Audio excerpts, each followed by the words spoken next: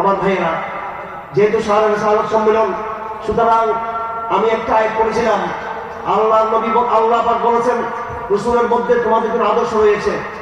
কোরআনকে আমরা মনে করি এটা কবরের পারে পড়ার জন্য, কোরআনকে মনে করি এতিমখানার জন্য, কোরআনকে আমরা মনে করি ওয়াজ মাহফিলে কেরাত প্রতিযোগিতার জন্য, কোরআনকে মনে করি রমজান মাসে তারাবি ধান্দা করার জন্য।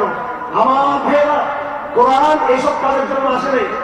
কোরআন একটা নতুন দুনিয়া বিনির্মাণ করার জন্য এসেছে।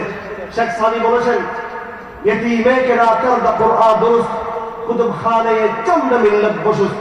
শুধু এই পয়েন্টটা বলে আমি আমার বক্তব্য শেষ করব। কোরআনে কারীমের ব্যাপারে আল্লাহর নবী বলেছেন, ফীহি নাবাউ মা ক্বাবলাকুম ওয়া খাবরু মা বা'দাকুম ওয়া হুকমু মা বাইনাকুম।